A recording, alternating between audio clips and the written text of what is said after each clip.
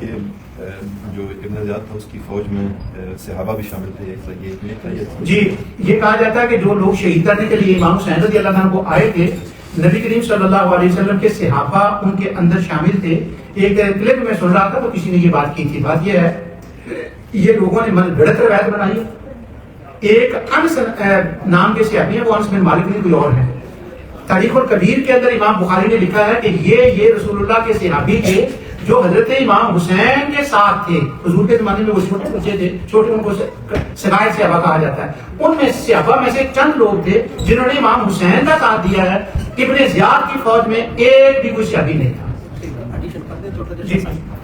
میں تفصیل پڑھی ساری، علامہ عاملی شیعہ دا بہت بڑا عالم ہے، شاید اتنے دے یو کے مولویاں نے بھی نہیں پڑھیا۔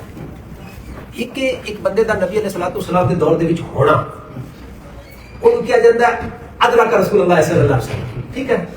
ایک بندے دا رسول اللہ صلی اللہ علیہ وسلم تے ایمان لے آنا، زیارت کر کے مسلمان ہونا، وہ ہے شفیع صحابیت۔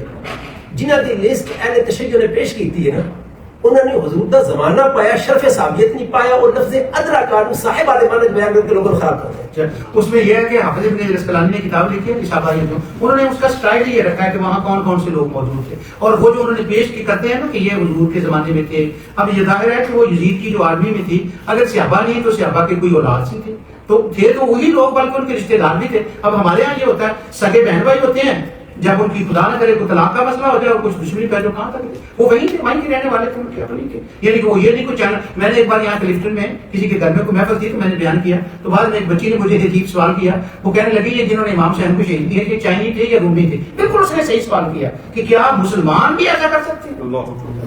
مسلمان بھی ایسا کر سکتے ہیں؟ تو یہ صحیح ہے کہ وہ وہیں کے لوگ تھے۔ جی اور کوئی بات نہیں؟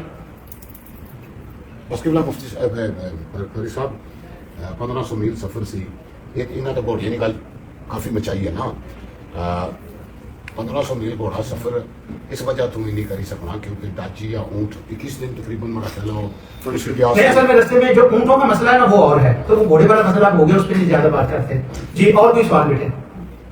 جی سر یہ بتایا آپ نے فرمایا کہ یہ کئی سال بعد لکھی گئی، تو کنہوں نے لکھی یہ ساری؟ نہیں وہ یہ ہے، وہ یہ نہیں کہ وہ رشین نے یہ چینل لکھی، عربوں نے لکھی ہے، مگر اس وقت تک فرقہ وریت کا پولیٹیکل چیزوں کا بہت اثر ہو چکا تھا۔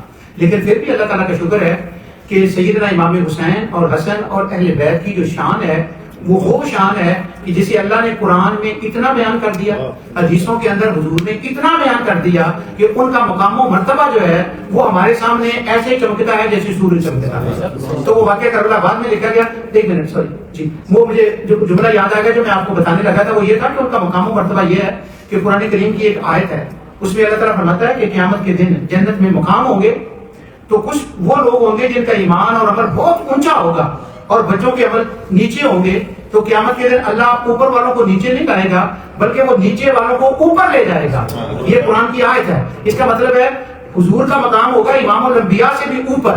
اب امام حسن اور حسین امام نبی نہیں ہے، وہ رسول نہیں ہے، ان کا مقام اور جگہ پر ہوگا، مگر خدا حضور کی رضا کے لیے امام حسن اور حسین کو بھی وہی مقام دے دے گا کہ مصطفیٰ کو عطا فرمایا۔